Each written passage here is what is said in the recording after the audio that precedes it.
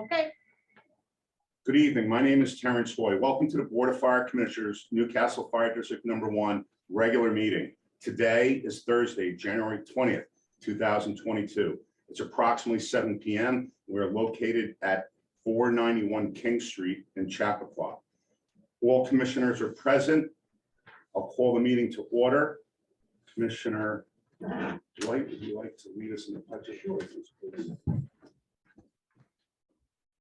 I pledge allegiance to the flag of the United States of America and to the republic for which it stands, one nation, under God, indivisible, with liberty and justice for all. A moment of silence. Thank you.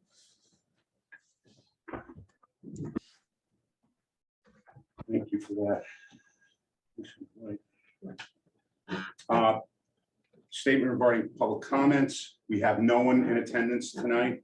However, we will take public comments towards the end of the meeting. Should someone show up for that portion of the meeting, or any part of the meeting for that matter. In addition, we will check our email and see if there's any questions that do arise during this meeting. I'd like to go over two official correspondence that came in this month. The first one is from Miss Lynn Lambert, sent us an email with a few questions, and we will get back to Miss Lambert regarding her questions, and we'll do that in the near future. Any discussion on this, commissioners? Now, and I'd just like to thank Lynn for continuing to show great interest in not only the district, but also the fire department as well. The second official correspondence that we got is dated January 17th, 2022, and it's from Susan Kavik she's the president of the League of Women Voters of Newcastle. First, I'd like to thank Suzanne for the email, and it's interesting that it's a very timely email. The League of Women Voters of Newcastle is very interested in the upcoming referendum, and they have indicated that it would be very helpful if there was perhaps on our new website a button for registering as an absentee voter. And I just wanted to bring that up for discussion if anyone has any comments on that. Yeah, in my view, I think it's a great idea that on our new refreshed website, there should be a button there where someone can register. We'll leave that in the hands of our secretary, because it's our secretary who's going to ensure that our referendums, we're going to have, excuse me, our resolutions. We're going to have several resolutions in the future. One of the resolutions will cover absentee ballots, but to make it easier for the residents of the district, we're going to go with the recommendation and observation of the League of Women Voters. We're going to put a button right on the website. I'd like to thank Susan Kavik for bringing this to our attention. It's a fantastic idea. So we're in agreement. We don't need to adopt that, do we? No. Thank you. Thank you. All right.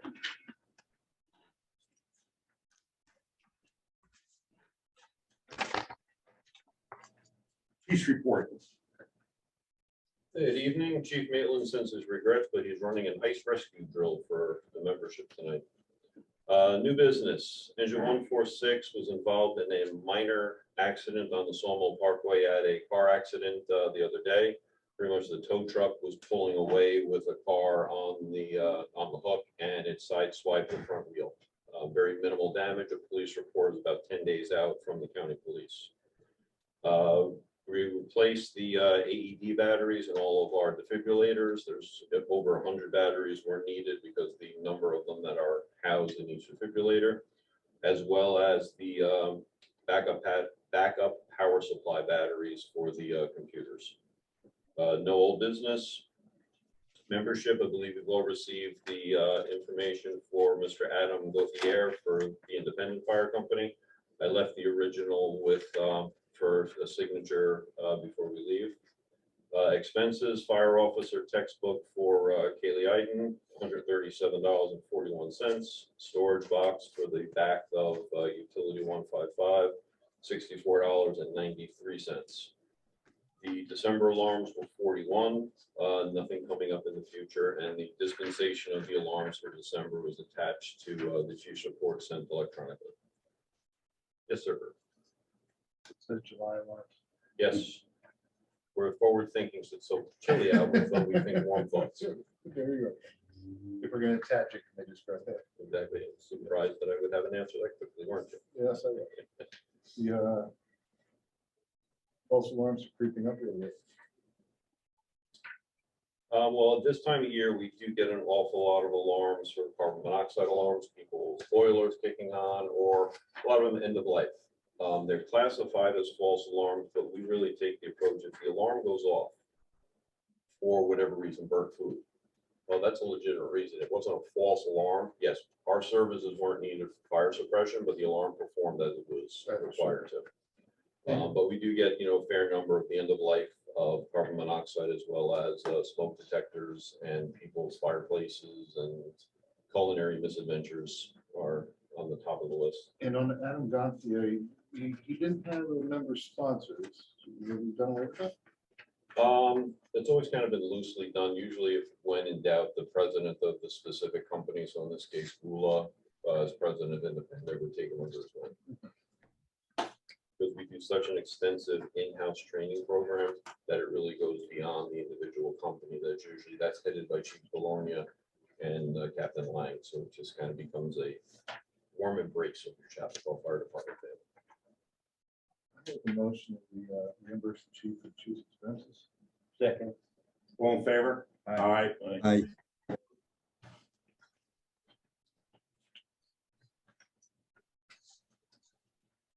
Anything else for the chief? Chief, I know you're busy. You can stay Thank you. or you can go. There you go. Thank you. Do you want to address the membership request? Oh, yes. Do we need to take action on this membership application? Oh, yeah. we should. Yeah. So Just one second. one of the firefighters should do that. Yeah, I make a motion that Adam got Goodyear, sorry, I apologize. Membership to the Independent Fire Company.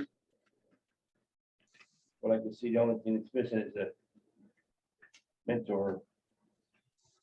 But that's usually one of the firemen, so. we have a second on that. I'll second that. All in favor? Aye. And then let's get that signed and back to the chief. Thank you. And do we need a scanned copy of that or no? I believe a copy was sent. Oh, we got one already? Okay, thank you. Obviously, doesn't have the signature. Excellent. And I'm gonna need the insurance policy first. So. Yes, Robin said she's going to email it to me, and I will get it in Mr. Gauthier's hands. Sure, thank you. Excellent. Thank you, chief. Thank you all for, we got a new member. That's awesome. I'll leave it over here. Very nice. Treasurer's report. Robin, you're up. We got a lot, so. So this Tuesday, the audit field work was completed for 2021. Thanks to the commissioners and the chiefs who aided in getting LoSAP records and for the audit team as they needed them, and to our insurance carrier rep who responds within minutes every time we email her. She responded with a report that we needed for LoSAP for end of year. As far as I know, nothing was determined to be out of order with the audit, but they will continue to ask questions from their offices, and then we should have a report sooner this year than we did last Right. year. Yeah. I've also submitted a check detail register, which in the month of January, we're usually commingling 2021 expenses and 2022. So we have $8,539.55 for 2021. Mhm. And the 22 expenditures on this warrant are $17,124.36. So I would like I'd like that approved by the commissioners. I'm sorry, you lost me. Where's the 8,539? Yes, it's 19, Okay. it's 19, Got it. 2021. This is 2022. Yeah, 22 is here. That's the See how that's the it's data established, check, right? It's for older census. 21, You use it 22. 600 account, yeah, payables. Yeah, but these were all literally from last year. Use the GL account payables. Yeah, And the there's- 8,000, yeah. $8,900 in Alpine software, what was that for? For the It's server? for red alert. Red alert. I just asked the same question.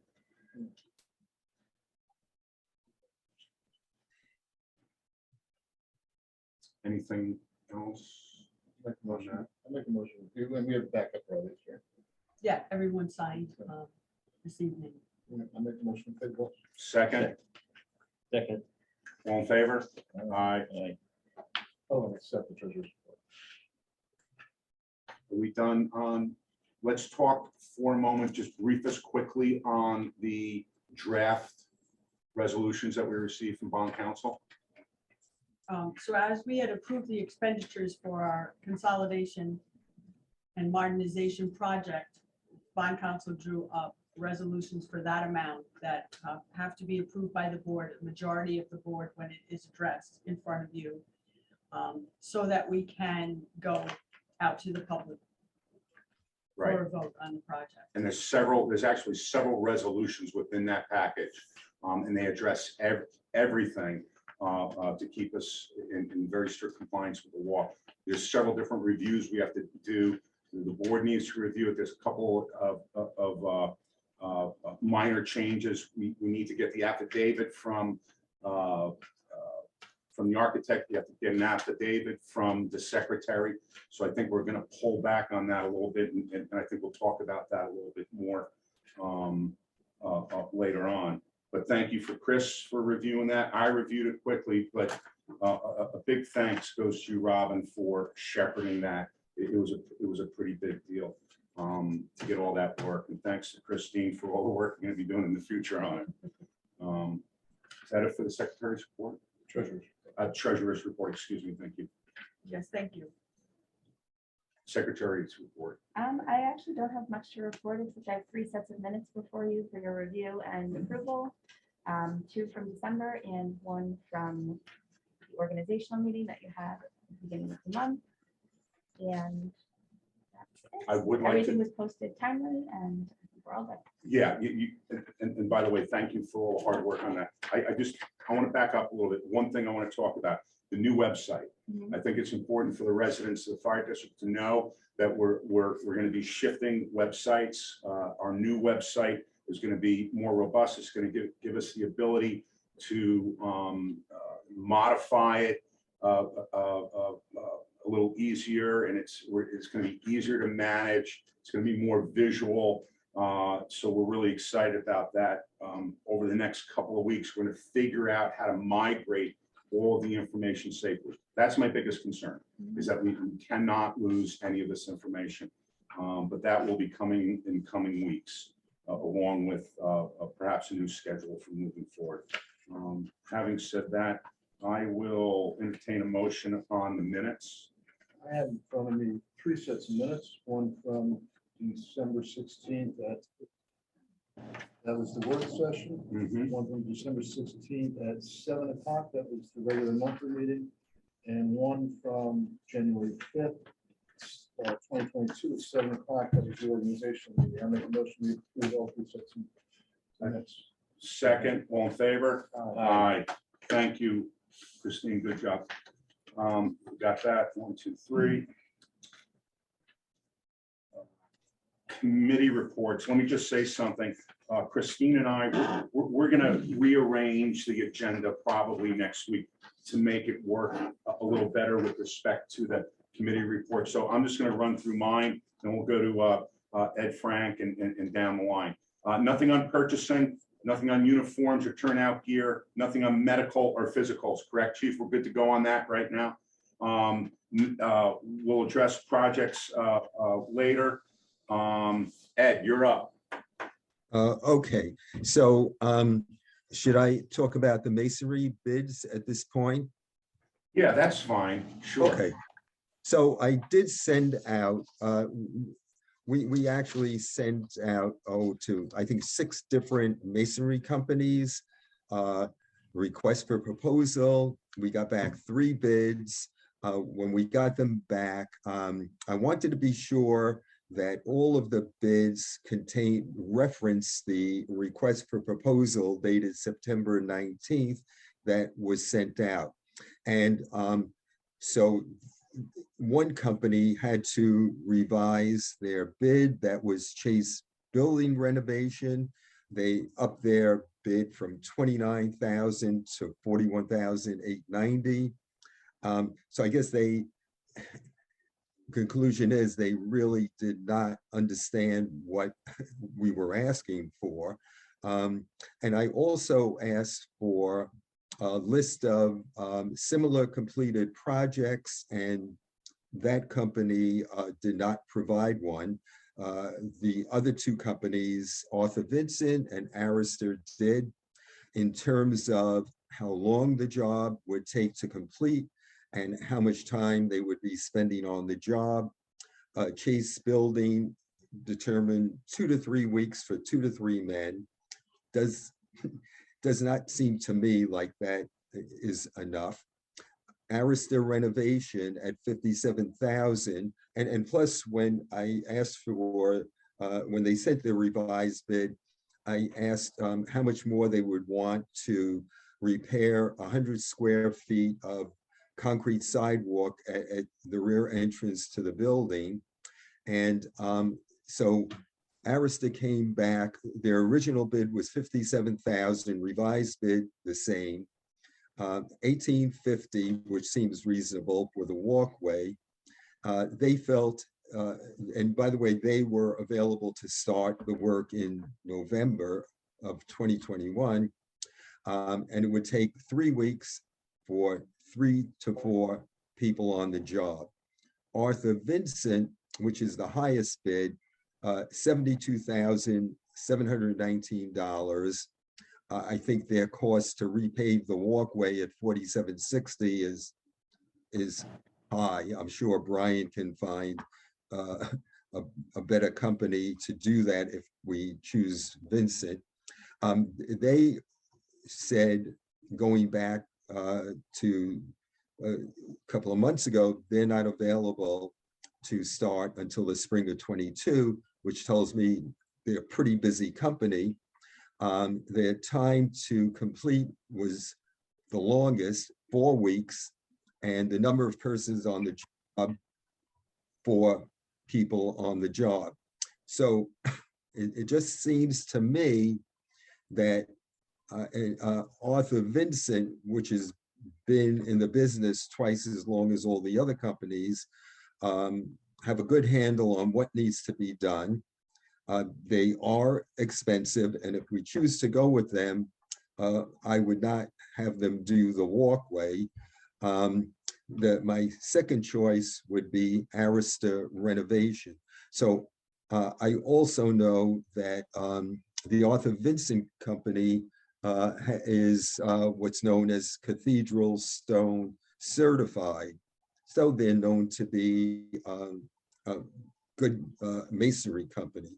So I don't know, I sent this out. I wonder if anybody has any comments on this. The fact that Arthur Vincent is the highest bidder, it seems to me, well, they're taking 4 weeks instead of Arista 3 weeks, 4 men or masons instead of 3 or 4. So I think, to get the best job, I know it's expensive, I would go with Arthur Vincent, but they're not the lowest bidder. The lowest bidder, Chase, I could not recommend. So it's either Arista or Arthur Vincent. I'd like to know what other commissioners feel. Ed, just from the projects committee point of view, I'm in total agreement with you on this one, particularly when you back out the $5,000 for the sidewalk on Arthur Vincent. It brings you down to approximately 67, which is 10 above Arista, and certainly that additional week actually makes it extremely competitive. So I'll go with your recommendation on Arthur One Vincent. question. Just let me say this as a correction here, to make it clear, maybe it's not clear. Their revised bid is the same as the initial bid, and they want an additional 4760 to do the walkway, which I think is out of line. I know that Brian can find somebody else to do it, much more reasonably. So if that's the case, and then I would go with them. They're available to do it in the spring, and I think they'll do a very good job. Yeah, just a real quick question. The fact that they do cathedral work, or they're certified in that work, does that make them, does that maybe sway the vote to go to them because they do that kind of work and we need that kind of work on our job? No, we do not need that kind of work on our job. It's just that it's part of their resume that their competency enables them to be certified for cathedral work. And in fact, it was many years ago, I don't know, could be 20 or 25 years ago, I ran across that company. They were doing work on a church in White Plains, and I watched it for a while, and I know it came out very good. So that's what I think. Unless anybody, I mean, we could go with Arista, less expensive, but keep in mind they're spending like a third more time on the job, so they are charging more money, which kind of tells me, that they see the work being more than Arista, and Arista is only saying 3 to 4 men. Arthur Vince is saying 4 masons on the job. So, I'll do whatever everybody else thinks. This is, I don't want to, be the final say, so to speak. Just one more comment, Ed. Even taking out the repaving of the walkway, my quick math shows me that Arthur Vincent is the value. I would say so, based on their spending a third more time on the job. So I would go with them. And I do have contracts from all 3 companies, and if everybody's in agreement, I guess I could sign off on it, send it out to them, or I don't know, maybe Christine's supposed to sign it, but whatever. And then they could put us on their schedule. There's another comment, Ed. Yes. The reasons that we do not consider Chase Building renovation to be a responsible bidder on this project. Okay, so when I sent out the bid, I sent out the request for proposal, which everybody has a copy of, dated September 19th, 2021. And they came in at 29,000. And I wanted to be sure that all of the bidders were going to do the work in accordance with that proposal. So I emailed all of them and I said that your proposal is required to say the work will be done in accordance with the RFP dated September 19th, 2021. And they then came back with almost $42,000 instead of $29,000, and also they did not provide a list of similar completed projects. They thought they could do the work in 2 to 3 weeks with 2 to 3 masons, and the other companies felt that that wasn't enough. That's the reason I personally don't have confidence. I understand that they are $35,000 cheaper than the highest bid if you include the walkway, but I'm just wondering, why are they not a responsible bidder? Because I believe, and Mike, help me out here. Mike left. I believe the law requires the bid go to the lowest responsible bidder. If we are determining that they are not a responsible bidder, we should know why. Yeah, the reason I feel that is because they received the RFP. And then when I wrote back to each of the bidders, and they came back and I said that your bid must say the work will be done in accordance with the RFP we provided, all of a sudden their bid is way higher. So that's the reason I would, give them that designation for this particular project. When they did submit their revised bid, did they state that we would perform the work in accordance with the RFP that we received?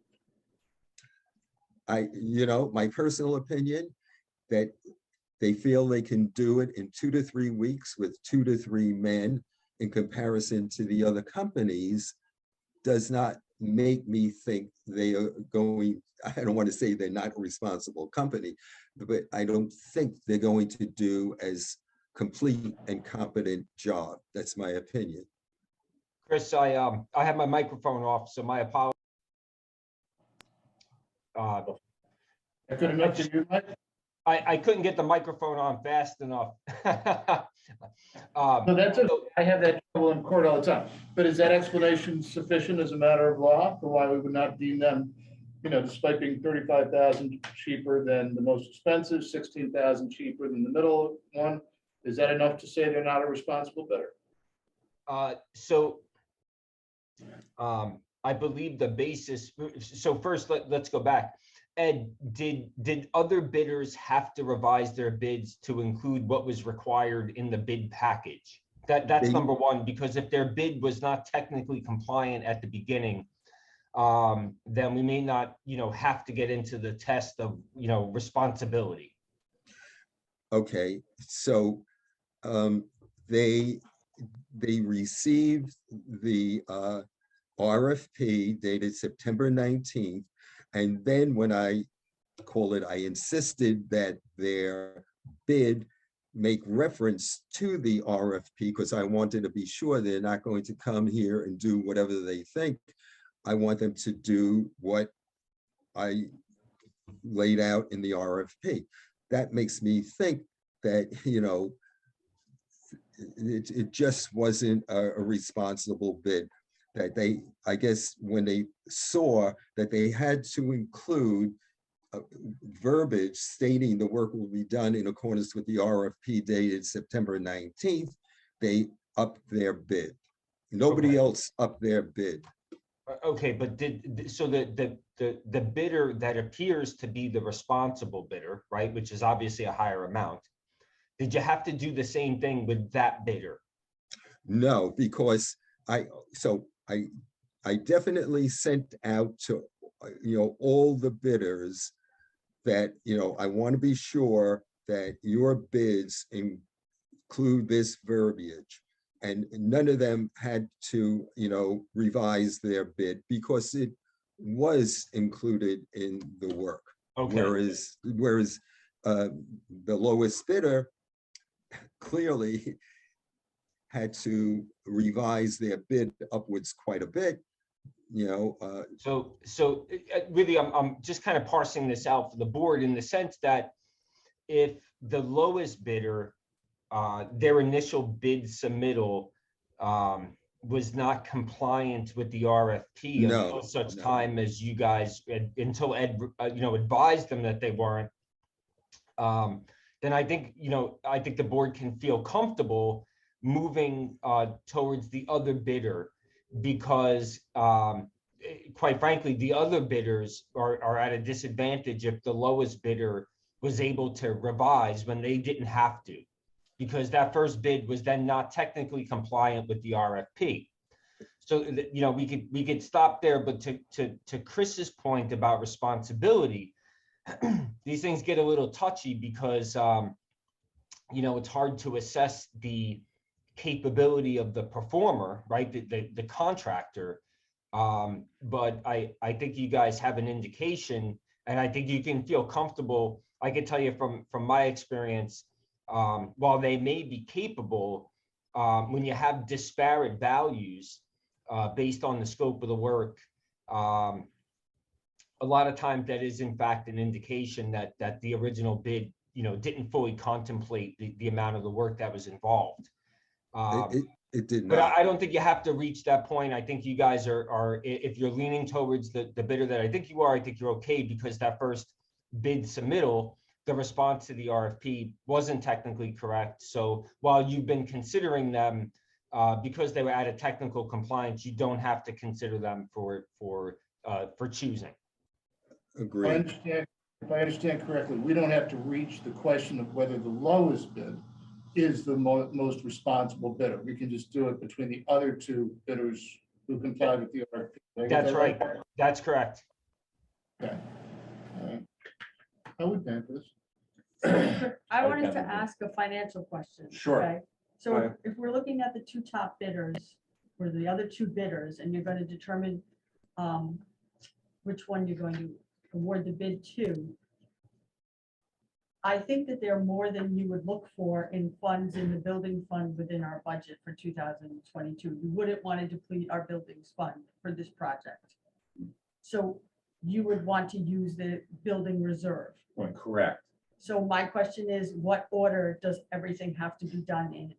If we have to have a referendum for the use of the reserve, which is the order of awarding a bid or authorizing the reserve? How does that go, Mike?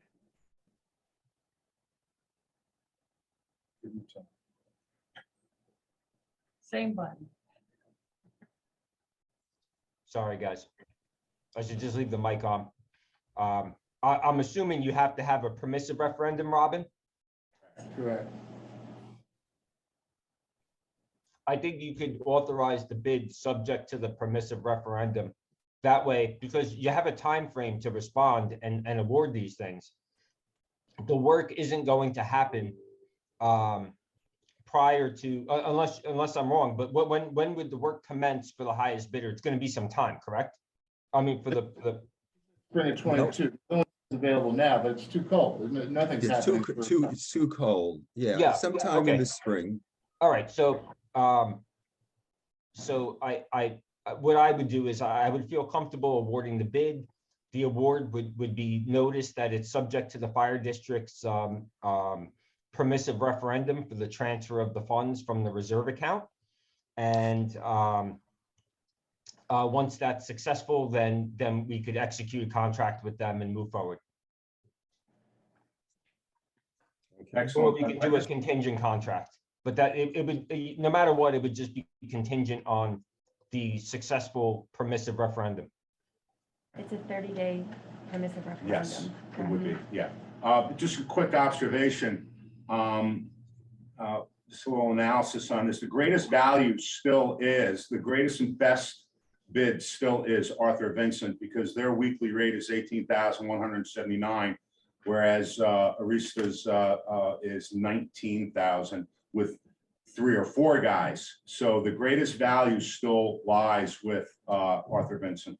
I got nothing else on it. If we get a difference of $15,719, and Arista's going to do it in 3 weeks, and Vincent's going to do it in 4, it's still costing us more money at $19,000. They're doing more work. Divide their total by the number of weeks, and then you're either getting 3 or 4 on the middle guy, but you know you're getting 4 on the top guy. The greatest value lies in number 1. But we're getting, if we assume that the bid is the bid, it's still a difference of over $15,000, right? Take out the walkway, maybe it's $10,900.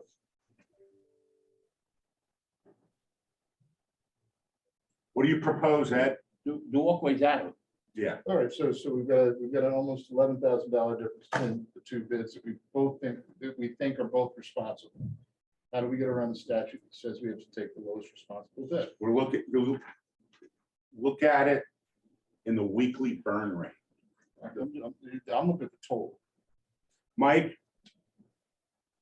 can we look at this in terms of what their cost would be in each week with a known number of men to get us to the number?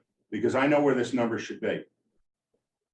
If you take 72,719 divided by 4, you get 18,179. If you take 57,000 divided by 3 with 3 or 4 guys, it's 19,000. The best value and the best bid is coming in at 18,179. So Ed, what do you propose if Mike doesn't want to opine on that? Well, I was thinking the same thing you were thinking, and that is the length of time and the number of men. You know, I would come out with the same number that you're coming out with.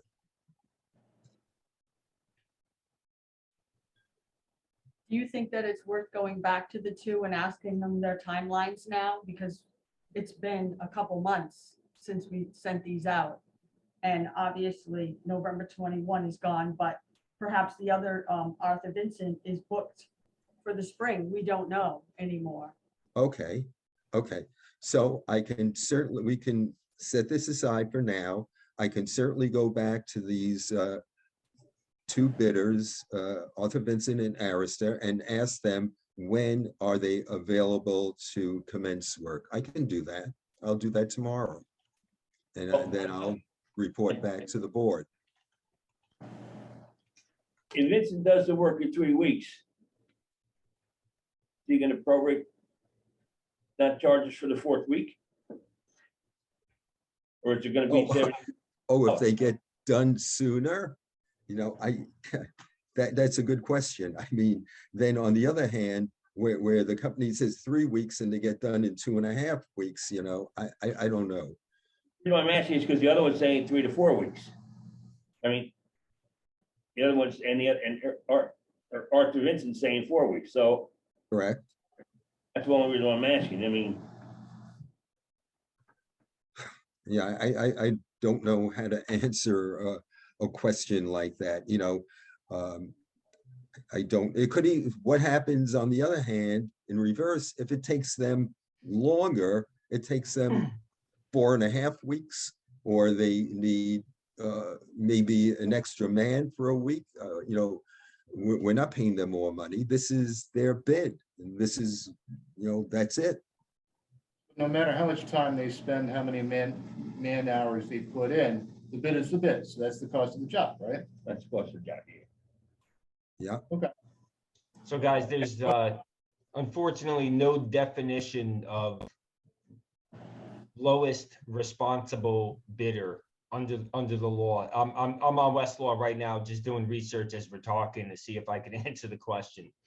So I can, you know, you guys can continue talking. I just want to let you know there actually is no technical definition. I'm just seeing if I can find a case on point.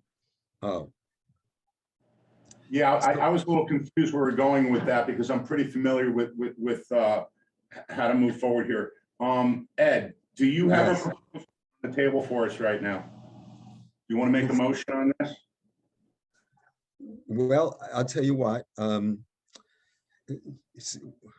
Somebody posed the question, when are they available to start? Suppose now a company is not available to start until next October. I don't know. That may rule them out. So I say, let's set this aside for now. Tomorrow, I will contact both of these companies and ask them for their starting date. And then we can take it from there. This way we have all questions answered. That's what I think. Are we in agreement that the board looks like they're going to go with Arthur Vincent at 72,719? Because I would be prepared to do that. I can't justify spending another $11,000. So you can't look at the weekly burn rate and figure out how that job. Edge is sold. It would cost the job. The job is cost the job, no matter how weeks to how many people. Doesn't matter. It's $11,000 more. How do I justify that? Okay, no, it's really the same amount of work, just being spread out over. My point being it's $11,000 that does not belong to me. I don't disagree. I'm just trying to have a conversation on it. Because Let me also say that when I sent out the proposal, I told, I was quite clear on what needed to be done. But let's face it, when somebody is up on a scaffold looking closely, they may see that additional work may be required. And that would be, so I wrote in the proposal that if they see additional work is required, not major work, but some additional work, that would be included. And I don't know, if these three companies sent somebody to this site to look for themselves. I mean, that's possible. I think the closest company to Chappaqua is in Nyack, and that's Arthur Vincent. So it's possible that, they, if a company came to look, they may have a better handle than what I put together on the RFP. That's possible because I was not up on a scaffold to develop the RFP. Good. Well, Arista, if I recall, I showed him around. Oh, you did? Oh, good. That's good. And I showed two companies around. Oh, which was the other one? I'm not sure if it was Vincent or who it was. And I don't even think it was Chase. It was somebody else. They didn't bid. Oh, But, I mean, Arista did go around. He looked at everything. okay, that's good. Our wall over in the other driveway there, he really looked at that wall. So, there's a lot there. So, I mean, I don't know if Vincent came up, just looked around himself. Yeah, I don't know. So, Brian, what do you think? Well, the price is high. I mean, It is. I really wasn't looking at that kind of cost.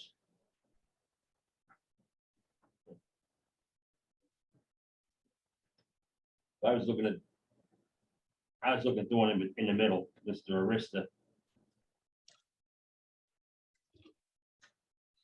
But I think also it goes on when they can do it. Okay. So, He may come back and tell you he can't do it till the middle of summer. Vincent might come back and tell you I'll be there April 1st. so why don't I contact those two Somewhat. companies and ask them what their availability is to start? I can do that tomorrow and let everybody know, and then we could come to a decision. Because you have right here. So this one. Yeah, if it's causing more damage over time. Yeah, and it's also, well, not just these 2 pages, it's all 5 pages. Totally good. All right, so Ed, just for the sake of moving on, what I'm hearing is you're gonna contact both vendors, you're gonna see when they can start. I'm Yes. not opposed to going with either one of them because their burn rates are very, very similar per week. My only question would be like, rather than saying 3 to 4 men, you should say, you know what? You need to have 4 guys on the job for 3 weeks, rather than saying 3 to 4 men. Because the other vendor, Arthur Vincent, he's saying 4 weeks at 4. And that's just a suggestion. So you'll get back to us next week and then we'll put it on the agenda. Old Okay. business, revisit it, and then we can make a decision. Is that good for I would just ask Mike if he can change the RFP at this juncture. What do you want to change it? Well, no, if we didn't specify the number of men or whatever in the RFP, we can change it now to demand 4, 5, 6, whatever. Wait for it. Ed, we can handle it like this. Hey, Ed, you need to ask Arista, are they gonna have 3 or 4 men? Because if they say 3, then that puts this thing a little askew. If they say 4, then we're good. Okay. I will do this tomorrow, and when they answer me, I will get back to the board. Perfect.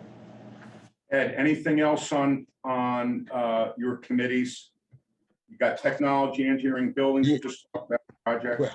Well, we have things going on with JMC and the town engineer. So would you like to hear that now? Absolutely. Okay, so, I know this has been going on for a long time, and Terry, I sent you the email chain. This is going on for a long time. As it turns out, that Lynn Weiner said that we need to get an updated, let me see the words.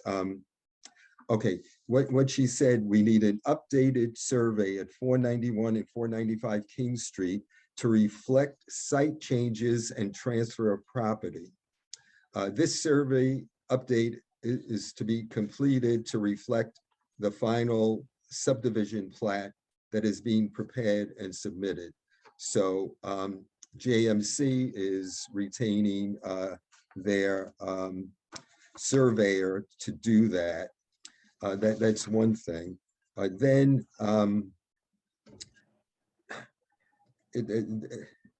Bob Cioli must be a pretty busy guy, and his assistant Terry Rowe, because Joe Montefiore has been in touch with them, and it's kind of taking a long time here. So he just spoke to them on Monday and was supposed to be in touch with them yesterday. I have not heard back from Joe. I know that both Bob and Terry are working remotely, makes things somewhat more difficult. So the authorization for the additional survey is $1,000. Then in reference to the Oak Lane daycare work, Bob was able to speak to Terry Rowe, who's Bob Cioli's assistant, and we'll be making a formal resubmission. That is, Oak Lane will be making a formal resubmission in the near future. That's what's going on. So,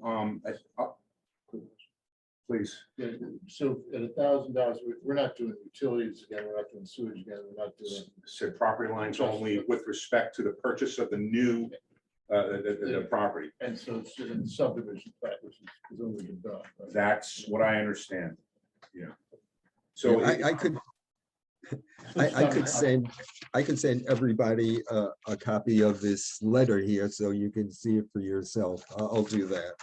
Because it is confusing. What I'd like to do for the sake of the residents of the district, I just want to state that in April of 2021, our representatives from JMC and Lynn, our attorney working on the potential project here, submitted our plan, the final site plan to the town.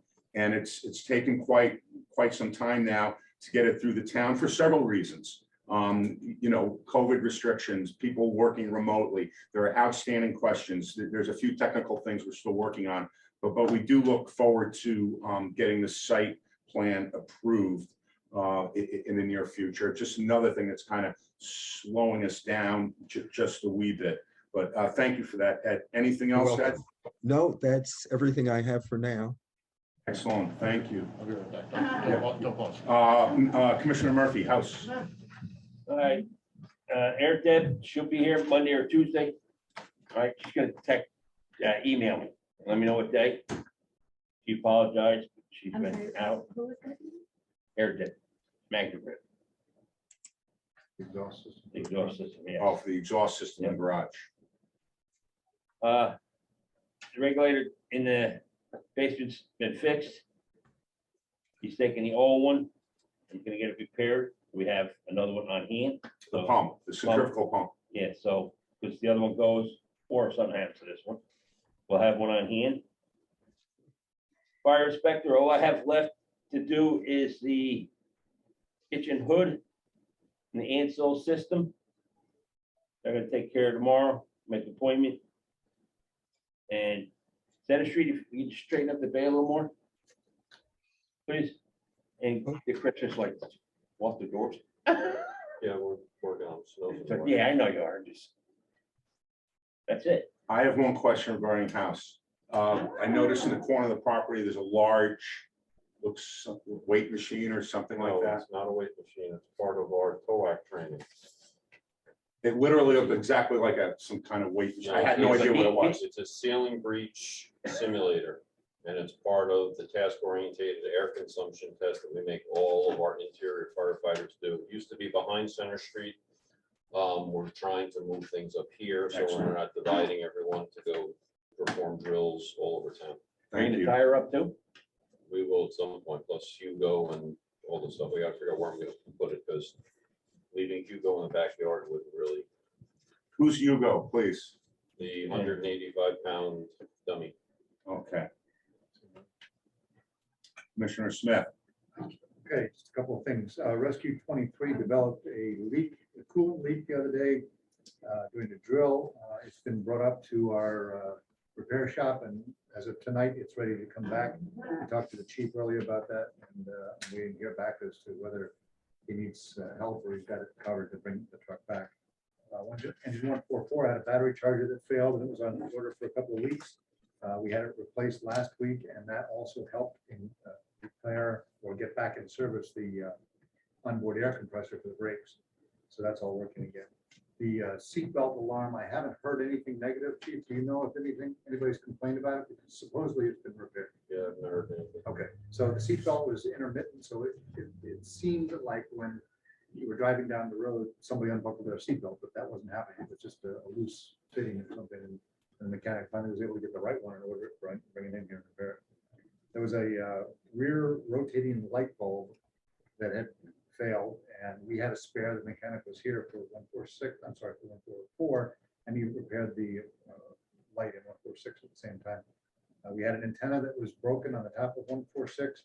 Had a two-way shop come up, and they were able to give us a new base coil that had broken, put it back together. And I'm in the process of ordering with Robin's oversight 6 new portable radios for one of the trucks that has 2 that had failed. They were about 20-year-old radios, and they're unserviceable according to the radio shop. So rather than try and piece together something to get them to work, I'm going to go with the new radios that we already have on some of the trucks.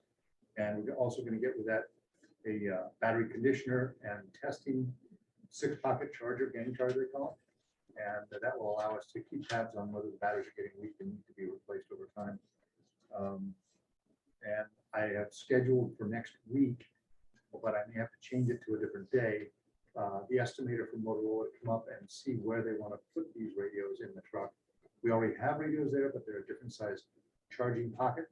So we definitely will need a new pocket, but whether it will meet to the old brackets or the wiring plug is different. They have to come up here and take a look, and hopefully that'll be done next week with one of the chiefs in attendance. And that's all I have. Thank you, Commissioner Smith. Commissioner Weddle. Yeah, really nothing to report. One question though on insurance. We got an invoice. I've got completed surveys, which I'll get to. I've signed them, but I haven't scanned them. For LoSAP, we budgeted $162,000. It was originally $180,000, and I guess money was transferred out rather, to fund LoSAP. Now, 2020, we spent $200,098 on LoSAP. We no longer have available the ability to purchase annuities to fund that program for people who have retired and entitled to their benefits. So we have to pay out of Mass, usually directly. We were advised last fall, I believe it was, that we can do that if we are 70% funded. We were at that time 79% funded. So I just need to ask Robin to write a check. The question is, am I writing a check for the invoiced amount, which is well below $162,000? Or are we trying to get that up, given that it's going to be our responsibility to pay out of our funds? We can't transfer the risk to, GE or some, AA best annuity company anymore. So the question is, do we write a check for $108,000 or for $162,000, which is budgeted? Let's write the check with the budget. If we budgeted, I mean, What do you propose?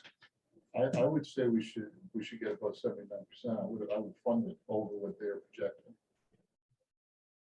I think it might be two checks because when we did it the prior year, when Eric was chairman, we had to pay the invoice and then we asked for an additional amount and the invoice tips the second round. We Yeah, paid so- like an additional 20. Well, if we do it with two checks, that's fine. And I should say, included in that 108 is about $4,500 administrative fee. So we'd only be paying, what, $158,000 or something. But I'm happy to do, I'm happy to pay the 108 now, and then if we have the money in September or August and it's still there, then ask to fund it some more. Or you could even do it, next week. It's just that I think it's two separate checks. Doing That's all. two checks. Yeah. That's all. They separate them. So just tell us what to do.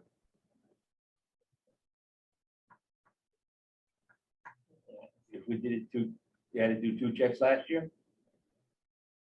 Do the same as we did last year, just bring it up to the, let's use it 70%. At the 162, or 79% now. 70% is where they say our danger level is, below which we should start purchasing annuities, but that option is now gone. So we're 9% over our danger zone. I would just pay that what we budgeted. Pay the budgeted amount. Yeah. That's 162, That's Right. 162. as opposed to 108. Yeah.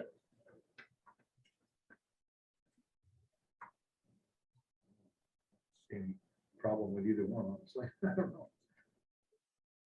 What's I'll your- make a what's your motion that we feeling? pay the 162, what we budgeted for. We budgeted for it, I think 79, although they say we're okay and we can pay I mean, I'd rather have more money in that fund than less, because if there's less, then we're going into our pocket. So you're kind of advocating for 162. I'm advocating for funding at what was budgeted, that would be, so that's 162. So that's your motion. That's what one I'll motion. second that. Okay. All in favor? Aye. Aye. Excellent. Thank you for that, Chris. Anything else, Chris? Thank you. Compliance policy review, town liaison, legal and contract review. We're going to be talking about these things here shortly. And then all commissioners on the policy review committee, if you will. Next month, you're going to see we're going to reorganize this portion of the agenda. And I just ask everyone, we already, okay, so we're just going to jump into old business, and then Mike Ligori, get ready. We're going to ask you a question here. On old business, Mike, Mount Kisco Fire Protection Contract. I know that you are getting back to one of the reps in the town of Newcastle. Can you give us an update on that if you're there? Yeah, we actually, Chris and I got to the bottom of it. Eric had left just before leaving or after leaving his position as commissioner, the list of the properties. And that is in fact the correct list, so we could attach that. You guys can authorize the contract. The intent of the form is to be able to continually use the form, but the amount will be reset every year. And the process will be similar to what we do with our budget. We'll get the information from the village. We'll provide that to the assessor. The assessment for those parcels will be distinct, different. The correct amount of money will be collected, and then we can now be able to move forward without a discrepancy in your budget. Correct. And do we know what that contract amount is going to be for 2022, Robin? This is the Mount Kisco contract, 2022. It's 88,000 and change. 88,000. Should we put this to a resolution? Mike, are we paying them at our rate or their rate? No, you're paying so the rate, you're paying it at their rate, and the way that it's calculated is their rate as a whole includes the valuation of the parcels in that district. So so that there is parity, so that all the properties that get served by the fire department are paying the equivalent rate. So for instance, if they only gave us the village rate, in theory, our properties in Newcastle could potentially be taxed at an even higher rate. But when they add all the taxable valuation, they then determine, so you have your assessed, you have the amount they need to collect to operate. They have the total assessed valuation, which are the properties in the village, plus the properties in that particular district. They divide that to get the rate, right, which essentially would be like the mill rate, and then they collect accordingly. And the Newcastle Fire District pays the difference between the town of Newcastle taxes and what the village of Mount Kisco taxes would be. So there shouldn't be a difference, and that's the point of the of what we're doing, which is that so Chris, there was a difference previously because we collected tax at one rate and they collected tax at a different rate. Right. So essentially what's going to happen now is that by alerting the assessor at the appropriate time, just like we do with our budget, it'll be concurrent with the amount we need to collect. They'll be collecting the additional amount that we'll need for that district. And now there should be, you shouldn't have any differences. They'll collect the correct amount, they'll pay it to Mount Kisco, and you guys will have your budget completely intact the way it's supposed to be. Not a great explanation, Chris. So let me try again. So previously, the village was we were not assessing at the same rate as the village, and because we weren't, we would have deficiencies in what was owed, and money would have to come from your budget. By virtue of entering into the agreement with the formula, and what the formula requires is that they take the total of the assessed valuation of the properties in the village, the total of the assessed valuation of the properties in that district, they add that together, that's one whole total. Divide the budget and get the rate. And so those properties are assessed at the village's rate. And so now what we do is now we coordinate with the assessor for Newcastle. He collects that money. He assesses them. The money is paid, and that money gets paid to Mount Kisco, and we don't have to deal with discrepancies any further because the correct amount of money is collected. Got it. And so the people in the protection district are paying this, maybe, who knows, slightly higher rate of taxes than the people living across the street from us here. That is correct. Yeah. So they would be paying at the village rate, and similarly for the properties that you serve that are outside of the fire district, let's say the bond passes, right? Our rate is going to go up. And so is the amount of money we collect for those properties as well. We're going to essentially we would be doing the very same thing, because if we didn't do that, those properties would get a benefit. They're not even in the district, and they would be paying less than what you would be paying in the district. Okay, got it. Thank you. Just for the sake of the residents listening in, this conversation was in reference to the Lawrence Farm area of Newcastle, where the district is in contract with the village of Mount Kisco to provide fire protection in that area. Thank you for that.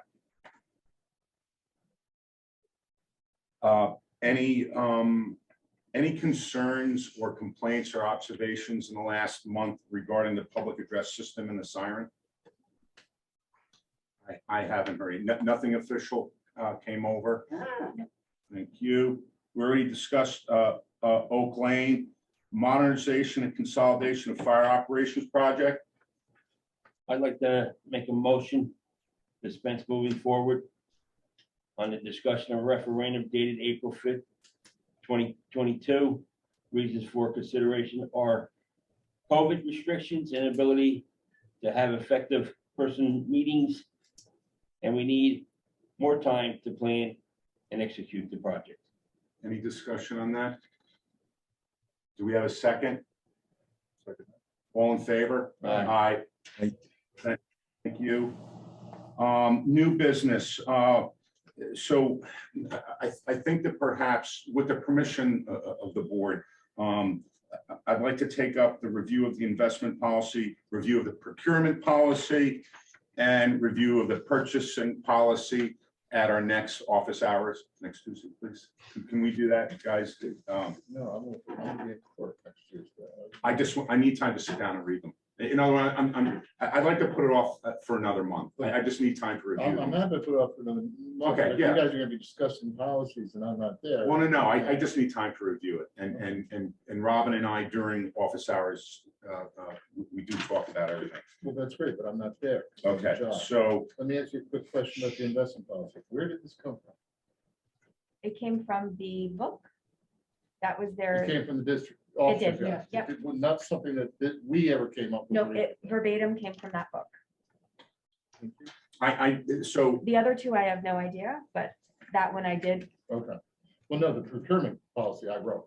Okay. So I That was just need that was more- on your website. So Chris, my point is just I need more time to Yeah, no study. problem. That's all. All right, so we'll discuss it so I can get smarter on Tuesday and then we'll bring it up again. So tabled to February meeting. Yes, Can we ask Mike one question while we have him? absolutely. Hey, Mike, Yeah, a quick question on this investment policy. It says we're gonna comply with the rules of section 10 of the general municipal law. And I'm not sure the fire district is defined as a general municipal corporation such that that law would be applicable. Do you know the answer? I know school district, my brief research says school districts are not. Do we know if we are? I couldn't find anything on it. I'll take a look. I have a number of fire districts with the same policy. But Chris, I'm happy to take a look and I could, well, you guys move on unless, you know. I we'll was move- I looked at section 2 under definitions of the general municipal law. and I Yeah, I'll just- pull it. Good. All right, thanks. Okay. And then, thank you for giving me the time next week and pushing off another month. These are very important policies and although we did review our existing policies, it looks like we're going to be taking a closer look at perhaps modifying a couple of them in the future. And then the final two items on new business is, again, we want to thank the League of Women Voters of Newcastle for bringing to our attention that it would be a great idea, and we totally agree that we ensure that absentee ballots are made available. We would do that consistent with the law, but also utilizing the website's a fantastic idea. So thank you for that. And then finally, Robin, can you brief us on the BST engagement letter, please? Yes, I'm gonna have to ask that that also be tabled for next month. They were gonna try and get me the engagement letter today, and it didn't happen. Excellent. Are they asked the secretary and treasurer, do we have any incoming emails No, for any questions? nothing. No public comment tonight. Thank you. Future dates. The next regular meeting is scheduled for Thursday, February 17th, 2022 at 7 p.m. We will be here at 491 King Street in Chappaqua. Should you have any questions or concerns for the board's consideration for any meeting or topic, please send it to the following email address, and I'll spell it phonetically. Bravo Oscar Foxtrot Charlie at November Charlie Foxtrot Delta 1.org. Are we going to consider rescheduling March 17th? If not, I may very well be absent that day. No, he's gotta go have breakfast with the car. I'm No, doing, he's got I haven't things been to in the do. city for St. Patrick's in 2 years, so this year I'm going. And yep, we're gonna do, Say hi to Colonel Dillon. we will do that, absolutely. Yeah, I mean, Probably should put a new date on, right, so you can get it on the. Mhm. scroll. That's a good date. Having said that, I'd like to make a motion. You want to choose a date? Says the commissioner named Murphy.